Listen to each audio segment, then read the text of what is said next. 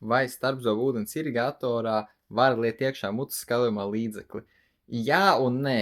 Mēs vairāk sakam, ka tomēr nevajadzētu, jo pirmkārt, viss no šajā te, pieņemsim, var ieliet, ja es pareizi atceros, bija kaut kādi 200 ml, kas būtu pusi no visas mutes skalojumā līdzekļa. Ir arī modeļi, kur ir pat 300 un 400 un ir pat 600 ml, kas nozīmē, ka es vienā reizē izlietotu pilnīgi visu mutes skalojumā līdzekli, kas ir diezgan liela izšķirdība.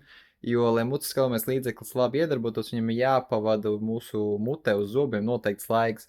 Bet ar starpzobu ūdens skalotājiem, principā mēs pārliecinamies pāri plīzētas malu, šis snīpīts iet iekšā mutē, un tas ūdens, ko viņš pumpē, viņš visu laiku tek ārā no mutes, kas nozīmē, ka tas nav efektīvākais veids, kā izmantot mutes skalojamo līdzekli. Un otru, kas var rasties problēma, ir, ja mutes skalējamais līdzeklis, tur ir iekšā alkohols, vai viņš ir uz eļas bāzes, vai tur ir vēl kaut kādas spīglīšu graudiņi, vai vēl sazin kas, var aizsērēt vai aizlikt ciept tās trubiņas, kas ir šeit iekšā, un tad, principā diezgan neiespējami viņu pēc tam iztīrīt. Tādēļ mēs labāk iesakām to nedarīt, un vienkārši izmantot krāna ūdeni, un cik siltu ūdeni ieliesiet, ar tādu arī tīrīsiet, un būs gana labi.